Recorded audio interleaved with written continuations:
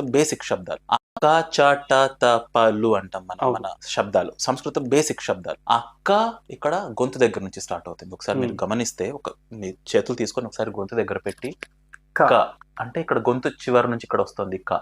ఖ ఖ, గ గ గ అదే ప్లేస్ లో, గ ఘ అదే ప్లేస్ లో. ఇక్కడ మీరు గమనిస్తే కొంచెం కళ్ళు మూసుకొని క ఖ గ ఘ అని ఇక్కడ ఒక ఫ్లాప్ లాంటిది ఉంది. అది ఒకటి ఒకటి కొట్టుకొని ఇక్కడ సౌండ్ వస్తుంది అని మనకు తెలుస్తుంది. దాని తర్వాత శబ్దం ఏంటి? క గ ఘ ङ. తర్వాత చ ట త ప. ఆ చకి ఇంకో 5 శబ్దాలు చ ఛ జ ఝ ఞ. అవి ఎక్కడి నుంచి వస్తున్నాయి? ఈ నాలుక పైని భాగం. చ అనండి ఒకసారి. చ ఎలా చెప్పారు? చ ఎలా ఉచ్చరించారు? నాలుక పైన భాగం పైన చ అన్నది మన నోటి పై భాగం, ప్యాలెట్ అంటారు ఇంగ్లీష్ లో, మూర్ధ. అక్కడికి వెళ్ళి దానికి తగిలి చ. ఛ సేమ్ అదే నాలుక. ఇది నాలుక పై భాగం, ఇది మన పైన మూర్ధ, ప్యాలెట్ అనుకుంటే. చ ఛ జ ఝ ఞ. తర్వాతవి ట. నాలుకని మనం ఇలా వెనక్కి ముడిచి ట. కరెక్ట్. ఠ అక్కడే ఒకసారి అనండి.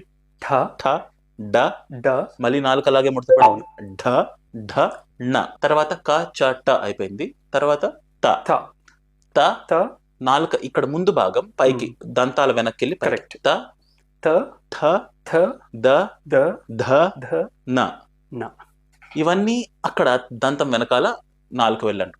ప ప పెదవులు నుంచి స్టార్ట్ అవుతుంది. ప ఫ బ భ మ. బేసిక్ శబ్దాలు, ఒక భాషకి వాడే శబ్దాలే మన శరీరంతో ఇంత దగ్గరగా అవి అమర్చబడి ఉన్నాయి. ఇక్కడ గొంతు నుండి పెదవుల దాకా ఒక్కొక్కటిగా స్టెప్ బై స్టెప్ మనకు బయటకు వస్తున్నాయి శబ్దాలు. కరెక్ట్. సరేలే, ఇదేం పెద్ద అంత గొప్ప విషయం అనుకుంటే నిజంగానే గొప్ప విషయం. అంతే. ఏకి, బికి, సికి, డికి, ఈ, ఎఫ్, జి, దీనికి ఒక సీక్వెన్స్ ఏది, ఒక ప్రోగ్రెషన్ ఏది? కరెక్ట్, సీక్వెన్స్ లేదు. కానీ దీనిలో శబ్దాలకి మన శరీరానికి అంత దగ్గరి ఒక కనెక్ట్ ఉంది. అది అక్కడితో ఆగిపోతుంది అనుకోవడం భ్రమ. అక్కడ నుంచి ఎంత దూరం వెళ్తుంది అన్నది మనందరికీ తెలుసు. మన సంస్కృతం గొప్పదనం వింటూనే ఉన్నాం. ఎంత దూరం వెళ్తుంది అంటే అది ఆ శబ్దాలు శరీరానికి ఇంత దగ్గరగా ఉన్నాయి కాబట్టి, సృష్టి మొత్తం శబ్దమే అని ముందే అనుకున్నాం కాబట్టి, ఈ సృష్టికి ఈ శరీరానికి మధ్యలో ఉన్న ఆ అనుబంధం ఏంటి, జీవానికి బయట ఉన్న ప్రపంచానికి ఉన్న సంబంధం ఏంటి అన్నదానికి ఒక గేట్వే, ఒక ద్వారం లాగా పనిచేస్తుంది భాష. కరెక్ట్. సో మనల్ని దైవత్వం వరకు తీసుకెళ్లే భాష కూడా కాబట్టి సంస్కృత భాష అనుకోవచ్చు. దేవుళ్ళు మాట్లాడే భాష కాబట్టి సంస్కృత భాష అనుకోవచ్చు.